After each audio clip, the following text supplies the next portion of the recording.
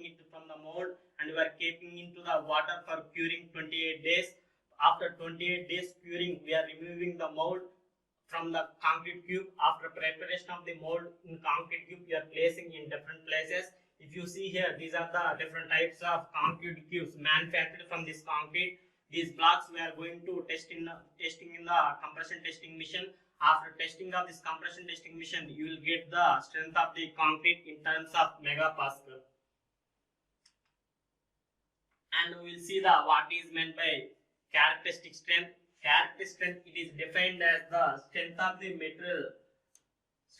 material below which not more than 5% of the test results are expected to fall. Here there is some calculation. Suppose if you want to find out the strength of concrete for M20 grade, for M20 grade of concrete, you are mixing the various type of ingredients as 1:1.5:3.0. By using all these ingredients of concrete, you are preparing this concrete mix. After preparation of this concrete mix, we are keeping in a steel mold. That means in a concrete steel mold. After preparation of this concrete cube mold, we are removing it from the steel mold and we are keeping it for curing. After curing, we are testing it for a compression testing machine. After compression testing machine, you will get the strength. Suppose here I am casting 100 cubes and again I am testing 100 cubes. After testing of these 100 cubes, 95 cubes are after testing of this 100 cubes, 95% of cubes are getting strength of the concrete above the 20 mm, above the 20 Newton per mm square, and only 5% of the cubes are expected to fall for strength below the 20 Newton per mm square. And if you get the strength of the concrete like this only, the strength, the materials what you are mixing for preparation of grade of concrete, it will be suitable for construction purpose. Above not more than 5% test results are not follow below the strength of the concrete, you won't achieve the desired strength or desired lifelong term strength of the structural member. And see here, there is one more term called modulus of elasticity. First, here you will see what is meant by elasticity.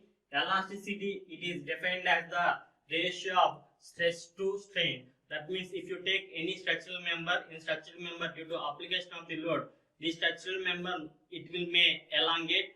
How much amount of load you are giving based on elasticity property of the material, the member, it will may elongate. You know, stress we are having unit stress equal to resisting force per unit area. That means stress equal to load by area. And if you see the strain is nothing but change in length by original length. That means delta L by L. This is the how we are calculating different type of materials for modulus of stress strain graph. And if you observe here I want to find out the modulus of elasticity of concrete. For this finding modulus of elasticity of concrete, I am taking some concrete cube and I am applying the certain amount of load on the cube. Due to this application of the load, the strain we are getting into the concrete, that strain and strain ratio will get the modulus of elasticity of the concrete. If you see here in x direction, we are taking the strain of the concrete, and y direction we are taking the strength of the concrete. That is nothing but compressive strength of the concrete. If you observe here, this stress strain graph for concrete, it will be like this. It will be in a parabolic shape. That means if you apply the load, due to application of the load, the strain it will may vary. If you observe here, concrete is a brittle material and non-elastic and non-linear. That means if you take any concrete member and by applying the load, due to application of the load, concrete will get failed. That failure it will be called as a brittle failure. And again from graph, if you observe here, after removal of the load, the concrete will again won't get into original position. That means concrete is non-linear material, as well as only initial portion of the curve is linear. That means if you see here, some initial portion of the concrete only due to application of the load, some strain it may get reback. Otherwise, after that, the strain with respect to stress, the concrete it will give the curvature in nature.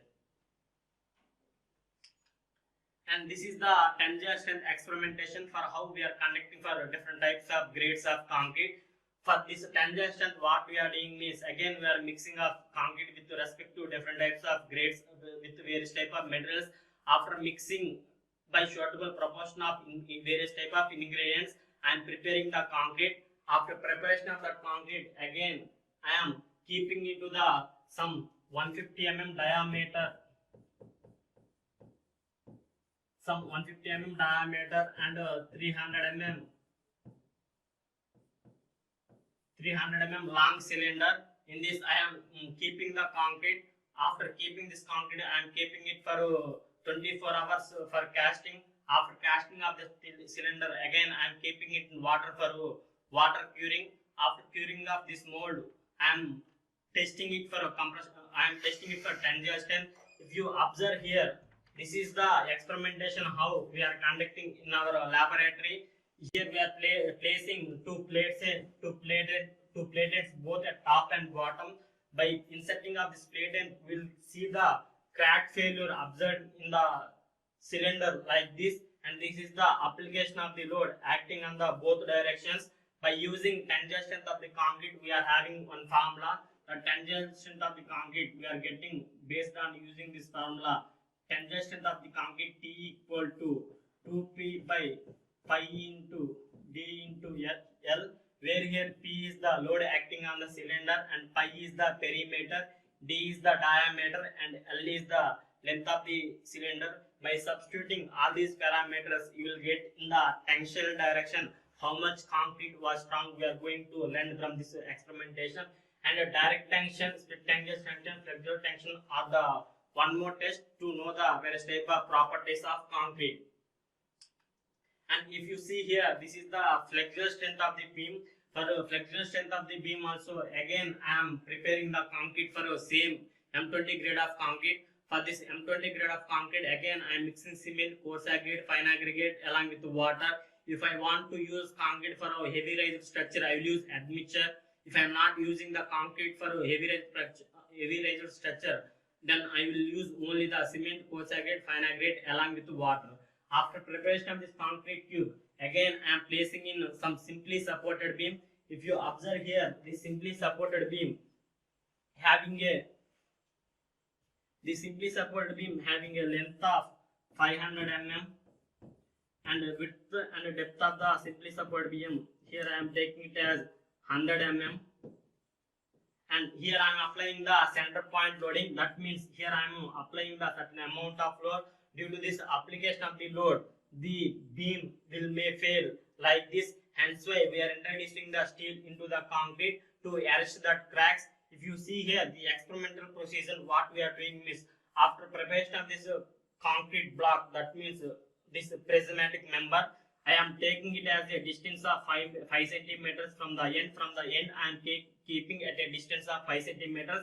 Again, I am dividing the other dimension into L by 3. Here I am dividing into L by 3 and I am making mark here. Again, one more L by 3 I am making here. And again, I am L by 3 making. And again, from this end, I am keeping it as 5 centimeter. Based on this dimension, after keeping, we are keeping some two platelets on both on top of the beam, and I am inserting into the compression testing machine. After application of the center point load, due to this central point loading condition, you will see the cracks occurred in the structural member. Based on this crack distance from the nearest support, we use the formula TL by BD square. If you see here, the flexural strength of the beam we are calculated by using the formula PL by BD square, where P is the amount of load acting on the flexural beam and L is the length of the flexural beam, where B and D are the width and depth of the beam what you are testing for flexural strength of the beam. These are the various type of points were covered in this topic. Later we will see the what is meant by singly reinforced and what is meant by doubly reinforced section. Again, we will see the what are the different types of code books will be beneficial to your entire civil engineering structure. Now we will see the summary of the content.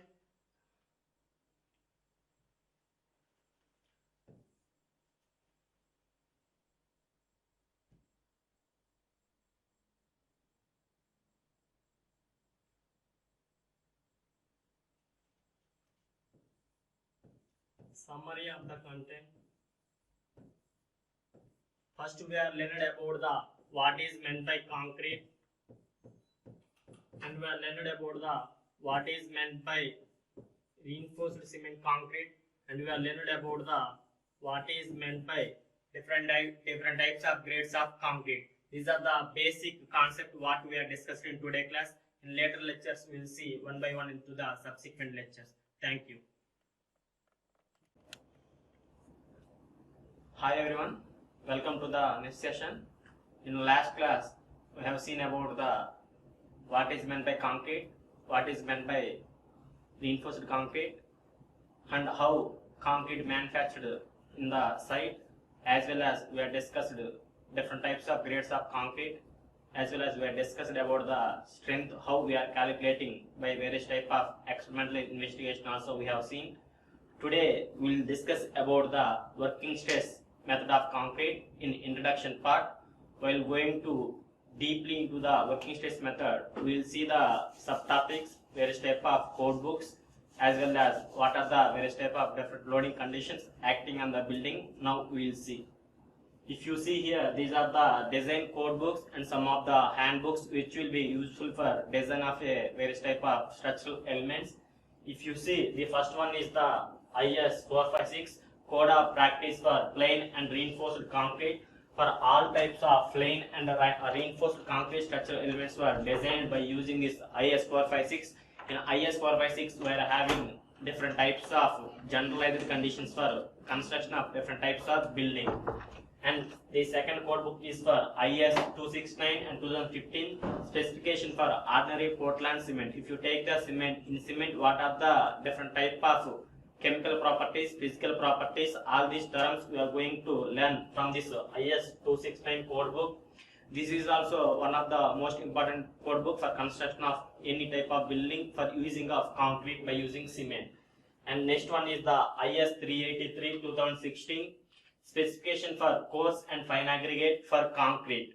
If you see the aggregates what you are using for manufacturing of concrete, we are collecting it from quarries. The quarries what you are getting, these aggregates will give the strength. Based on this IS 380 code book, we will see aggregates having how much size, shape, texture, all these parameters, as well as different types of zone considerations we will consider from this IS 383 code book. And next one is the IS 1199 2018 fresh concrete methods of sampling testing. If you take the various type of experimental investigation for hardened concrete, we will use compression testing as well as fluctuation test as well as congestion test. All these experiments we are conducting by using this code book, by using this IS 1199. Based on this experimental code book only, we will find various type of experimental investigations. And this is also one of the code book for IS 1489 specification for Portland pozzolana cement. That means we are using the fly ash, also one of the ingredient for making of concrete. By using fly ash, we can reduce the emission of carbon dioxide into the atmosphere. For such conditions, we will use the industrial byproducts. The industrial byproducts, you know, steel, GGBS, fly ash, rice gas, all these materials we are introducing into the cement to enhance the strength properties, as well as we are reducing the emission of CO2 into the concrete. And this one is the IS 1343 1918 Code of Practice for Pre-Stressed Concrete. If you observe nowadays, many concrete structures were immediately we are constructing. That means already precasted concrete members are we are collecting from manufacturing industries. That manufacturing industry, what you are casting elements, we are placing our required position and we are constructing the building. In this pre-stressed concrete, we are going to discover different types of pre-stressing action, post-tensioning actions. We will see in our later subsequent lectures. And next one is the IS 1893 1984 criteria for earthquake resistance design of structures. While designing any type of structure, due to the seismic loads or earthquake loads, how the structure it will be stable, we are calculating by using this IS 1893 code book. And next one is the IS 875. This IS 875 already we are discussed. In this IS 875, we are considering different types of loading condition. That means dead load, live load, wind load, seismic load.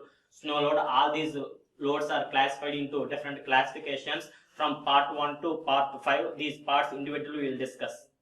And next one is the SP16 chart. In SP16 chart, we are going to know how the detailing of reinforcement for different types of members we are designing by using the SP16 chart. Here there are different types of graphs and sheets are available for detailing of various type of structural members.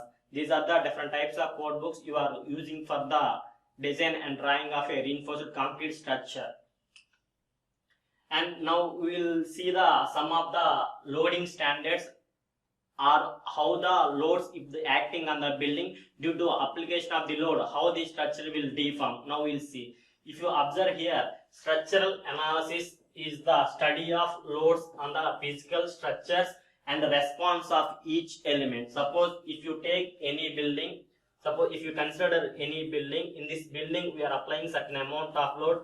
Due to this application of the load, how the building will deform with respect to the loading conditions, we are going to studying here. If you see here, due to the application of the load, these are the various type of actions acting on any type of a structural element. The first one is the deflection, and as well as we are having axial force as well as shear force and movement. Due to application of the load, the forces will existing into the structure. If you see here, these are some of the loading conditions already you are studied in our structural analysis one. If you see here in this diagram, there is one simply supported beam. In this simply supported beam, they applied 20 kN per load. Due to this application of the load, we are getting shear force and bending moment. Due to this shear force and bending moment, the cracks, deflections and deformation will occur into the structure. To resist that loads, we are reinforcing this cross section of the beams. That means we are dimensioning the various type of structural size of the members. And this is the load path, how the load is transferring from one type of structural element to the second structural element. If you observe here this is the plan for the building, how the load is getting transferred. And if you see here in this diagram, it transferring the load from one path to other part. If you take here, this is the load path, and the load transferring from the floor or slab to the beam. Again, beams are classified into primary beams and secondary beams. Primary beam means, suppose if you take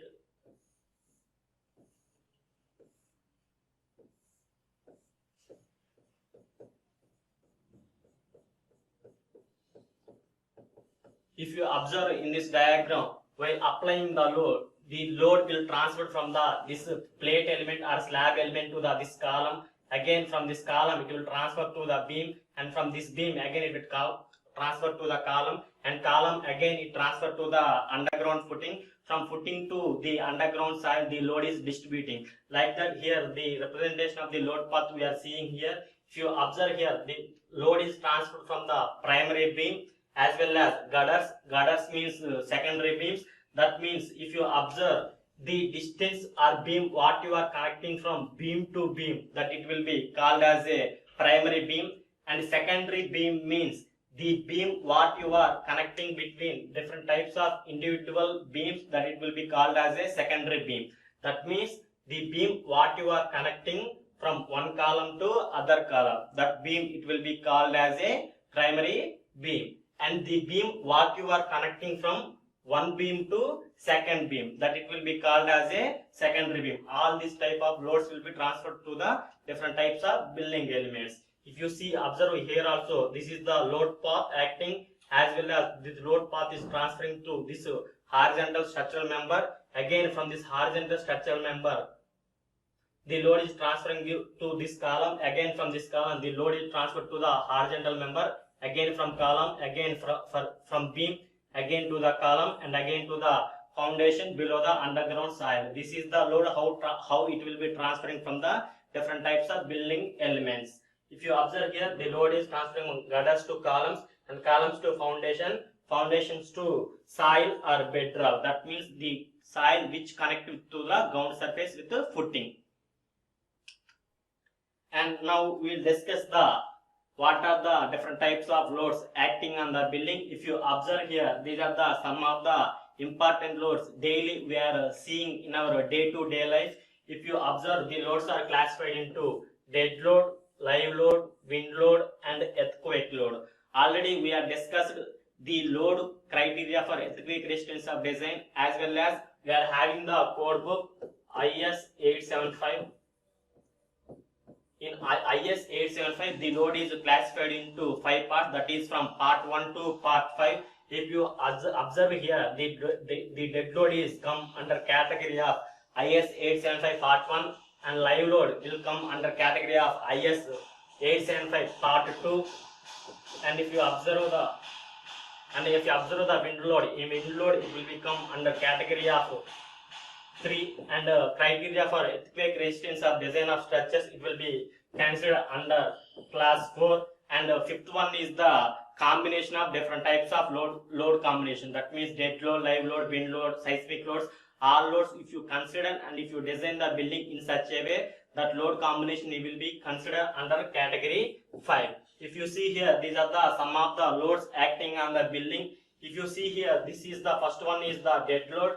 Dead load means the load which is directly fixing to the structural element or the self-weight of a structural elements, it will be called as a dead load. That means if you observe any surrounding of you in your building, if you see various type of beams, columns, slabs, footing, the footing, beam, column itself it applying load to the structural member, that load it will be called as a dead load. As well as some type of fixtures also we are keeping into the structural system, that loads it will be called as a dead load. And if you consider the second load, live load, live loads are nothing but the moving loads or the position of the load which will be changing with respect to the magnitude, that loads will be called as a live load. Suppose any furniture or any moving items or mankind, all these terms will be considered under live load. If you observe here in this hotel, they are arranged some benches as well as some electrical systems as well as some cooking systems.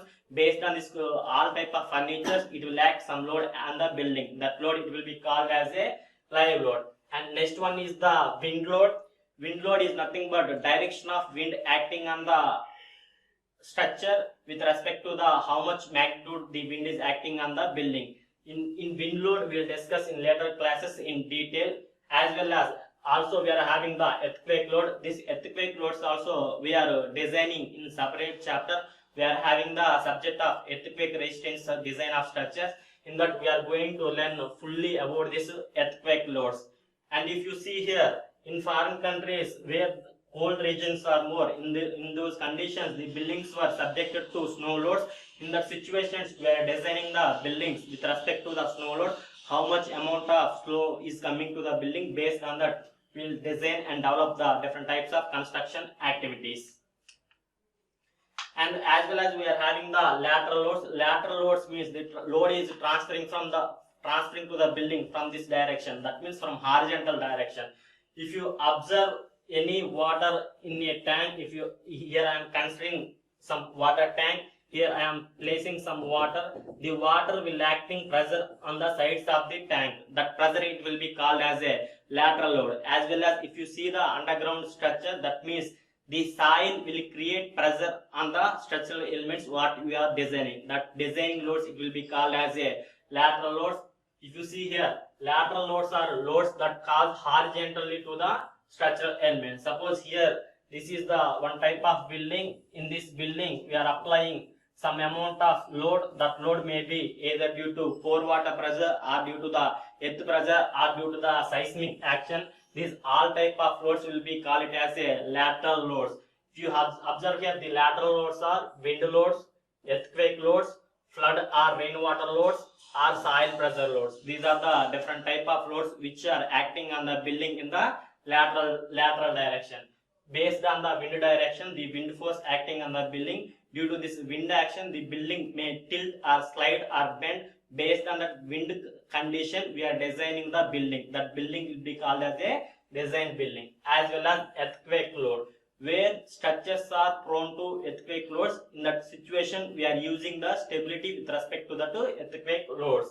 Or floods or rainwater. That means if you observe in some rainy season, there are a lot of amount of water pressure will acting on the building. Due to this water pressure, the structures also may get collapse. For the loads also we are designing the various type of structural elements. And next one is the soil pressure loads. The soil pressure loads you will get in our next semester, that is geotechnical engineering 2, for constructing and designing various type of reinforced earth walls or retaining walls. The soil pressure will act on the structure in the lateral direction. In this lateral class we will discuss about the soil pressure loads also. And next we are having the working stress method. In this working stress method we are going to learn and we are going to know how we are designing a different type of structural elements. We are going to discussing about the working stress method. We will see some assumptions for the working stress method. The first assumption is plane section before bending will remain plane after bending. All these 4 points I will explain in the subsequent slide. First we will see individual point. Plane section before bending will remain after bending. That means plane. And second one is the bond between steel and concrete is perfectly within the elastic limit of steel. That means if you apply the load, due to this application of the load, the both members, that means concrete and steel, may get elongate. That elongation within the permissible limits. Out of the permissible limits, the structural member won't go. If you design the structure in such a way that it will be called as a bond between steel and concrete is perfectly elastic. And third one is the steel and concrete behave as linearly elastic material. That means due to application of the load, the stress corresponds to the strain will vary. Again, if you remove the load, again strain will change with respect to the stress. All these terms we are discussing in this 4th point. And next one is the all tangential stresses are taken by the reinforcement and none by the concrete. This point also we will discuss. And if you observe here, the first one is the plane section before bending will remain plane after bending. Now I will explain about this. Plane section before bending remains plane after bending. Already we have discussed about the concrete. Here I am taking some concrete beam. In this concrete beam I am considering one section and I am naming it as A and B, and same section I am considering and I am taking one more concrete beam here. Here I am applying certain amount of load on this concrete beam, and again I am taking one section. For this section I am naming it as A and B. Due to this loading acting on the beam, the beam may bend in this position like this. Okay, due to this application of the load, the beam may bend. It will be like this. If you observe here, this is the section, same section I am drawing here and I am naming it as A and B. Our first point is plane section remains plane after and before bending. That means here this section is in plane direction. That means it is in vertical direction. After bending also the plane section won't bend. That means what you are taking this section, after bending it won't bend. Only it will be bend in linear direction. That means if you observe here, what is the section you are getting, the same section also without bending it will be linearly varying. Due to this application of the load, the fibers what you are getting in the structural member, it will be transferred from this point to this point to this point, and this point, and this point to this point, this point, and this point, up to from neutral axis.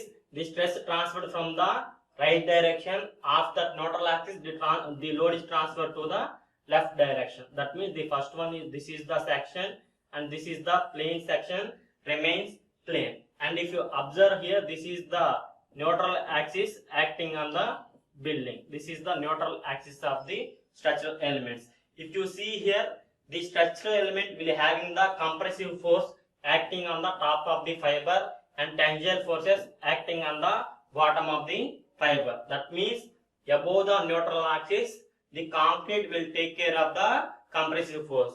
Below the tension zone, the concrete will not take care of the tension loads. Hence why we are introducing the steel into the concrete to enhance the compressive strength as well as tensile strength. And if you see here in this compression direction, the particles will compress to each other. That means what are the particles here? The particles due to application of the load will come closer to each other in compression phase. If you observe here in tension zone, what will happen means the concrete will get stretched in this direction like this, and like this. That means due to application of the load, the particles individual will get compressed in the compression zone, as well as the particles in the tension zone, it will get stretched. That means in tension. If you observe here, concrete will take care of the compressive load. That means concrete will not get failure in top portion, but concrete will get failure in a tension portion. Hence why we are introducing the steel into the concrete to enhance that portion. If you observe here, same simply supported beam I am considering here, and again I am introducing some steel bar here. And I am applying the load. Due to this application of the load, what you are taking here section, the section here, this is A and B. By introducing of this steel bar into the concrete, the tensile strength of the concrete also will be achieved. That means steel will take care of the tensile loads. For this beam, what we are doing means, for this beam, same beam we are representing in a cross section like this, and this is the steel bar. For this steel bar, we are introducing the steel rods as this. These are the bars we are having AST, where AST is the area of steel bar, and these are the number of steel rods. In cross section, we are looking in this direction. If you observe here, this section I am writing it as like this. That means from neutral axis to top of the portion, we are having the compressive strain in the top portion, and we are having the compression strain in the tension zone. That means elastic strain in the top direction and a compressive strain in the bottom direction. This is the first point discussion. Plane section remains plane before and after bending. And second one is the bond between steel and concrete is perfect within the elastic limit of the proportion. That means if you are applying the load, due to application of the load, the concrete will get strain of 0.0035. If how much amount of load you are acting on the beam, the strain of the beam will not achieve more than that strain. If the beam will achieve more than that much amount of strain, the concrete will may get failure. Hence why we are considering this assumption as maximum amount of strain in the concrete does not increase 0.0035. As well as there is a good bond between the concrete and steel. These are the various type of limits we are considering in this chapter. And next one is the stress in steel and concrete are related by factor known as modular ratio. Modular ratio, nothing but it is defined as the ratio of stress in steel to the stress in concrete. The modular ratio we are represented by using the formula M. Here modular ratio, it is defined as the strain in steel or stress in steel to the stress in concrete. This is stress in steel, we are writing it as ES, and the stress in concrete we are writing it as EC. Modular ratio means stress in steel to the stress in concrete. If you observe here, I am considering one stress strain diagram for concrete. Here right side direction, in X direction I am taking the strain, and Y direction I am taking the stress. If you plot the graph between stress and strain for concrete, the concrete it will be get in the parabolic direction. That means concrete will having the graph of linear up to the elastic range. After that elastic range, the concrete with respect to the stress and strain, it will be parabolic. These points we will discuss in our subsequent lectures. If you observe here, the stress strain relationship of steel and concrete is straight line under working load. That means due to the application of the load, if you consider the both steel and concrete, the stress strain relation will get the linear direction. That means it won't be parabolic in shape. And this is the diagram what we have discussed up to this points. And if you observe here I am considering one simply supported rectangular beam. Here this is the width of the beam. Here this is the width of the beam B, and this is the total depth of the beam D, And here I am introducing some steel rods to enhance the strength of the concrete in the tension direction, and this is the neutral axis, and this portion is called as a effective depth. Effective depth means concrete will consider up to particular depth, the depth it will be called as a effective depth. That means concrete we are placing from top fiber to up to steel bars. Below the steel bars, what you are keeping the concrete, that it won't be useful for take carrying of the any loads. That's why we are not considering the load beyond the steel bars. You may ask the one question, sir, why we are unnecessarily placing concrete below the steel rods? Because if you are not providing any concrete below the tension bars, that means concrete will get exposed to the atmosphere, steel will may get exposed to the atmosphere, and steel may get fail. Hence why we are introducing the concrete also below the tension zone. Here the effective depth means the depth of the concrete what we are considering from top fiber to the up to the within the center half of the diameter of the bars. And if you see here, this is the neutral axis. Neutral axis, it is the axis which divides the beam into two positions. That means the top one is the compression phase and the bottom one is the tension phase. That means concrete will take care of the compressive loads above the beam, but it cannot take care of the loads below the tension zone. Hence why we are introducing the steel into the tension zone to gain the strength in the bottom zone. And if you see here, this is the diagram. The end section remains plain before and after bending, and I am considering this effective depth. If you observe here, this is the maximum compressive strain in concrete under flexural condition in working stress method. That means concrete beyond getting this limit, the concrete may get failure. Hence why up to this elastic strain only we are considering the load for acting on the building. And if you see down here, this is the elastic strain for the steel. The elastic strain for the steel we are taking it as 0.002 plus